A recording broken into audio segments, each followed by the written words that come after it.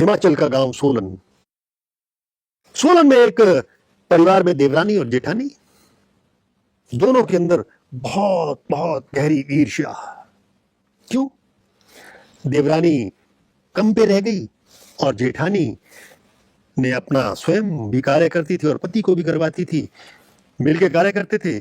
उनमें आपस में बहुत सामंजस्य था, प्रेम था, सद्भाव था। वो आगे बढ़ते चले गए और देवरानी का घर कम रहने लगा। अब देवरानी ने सोचा कि कुछ तो करना चाहिए। उसने मंत्र सिद्धि शुरू कर दी। देवी ने दर्शन दिए, वरदान मांगा। अब उसने वरदान मांगना था कि जितना मुझे मिले उससे आधा मिले। किसको? मेरी जेठानी को। जब बोलने लगी, हो सकता है जीवा पलट गई, ध्यान नहीं रहा। चमड़े की जीभ है ना, फिसल जाती है कई बार, वाणी फिसल गई। ये कह दिया कि जितना मुझे मिले उससे दुगना मेरी जेठानी को मिल जाए। कहना था जितना मुझे मिले उससे आधा मिले, यानी उसको जितना मिले मुझे दुगना मिले। उल्टा बोल गई। अब उसने कहा कि मुझे एक कोठी चाहिए, जेठानी को 2 कोठी मिल गई। उसने कहा मुझे एक कार चाहिए, जेठानी को 2 कारें मिल गई। कहने लगी हे ईश्वर, मुझे एक बड़ा सा बंगला दो। जेठानी के पास 2 बंगले मिल गए। मुझे 10 नौकरानियां चाहिए, उसे 20 मिल गई। अब परेशान हो गई, क्या करूं? मैं जो मांगती हूं उसके पास दुगना हो जाता है। मैं कहती हूं मेरे पास 40 तोले सोने के गहने आ जाए तो उसके पास 80 तोले के गहने चले जाते हैं। वो तो मुझसे ज्यादा अमीर होती चली जा रही है। ईर्ष्या और जलन भरती चली गई उसके भीतर। सोचती रही कि मुझे क्या करना चाहिए।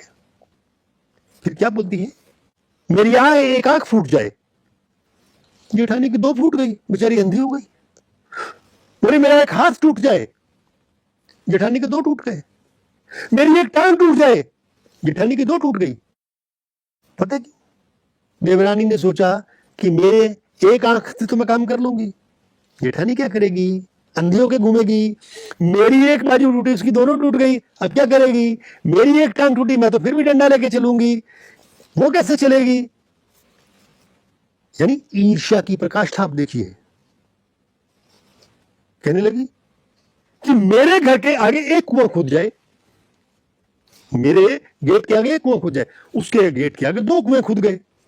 अब वो बेचारी अंधी बाहर निकली, सीधी गड्ढे में, कुएं के अंदर मर गई।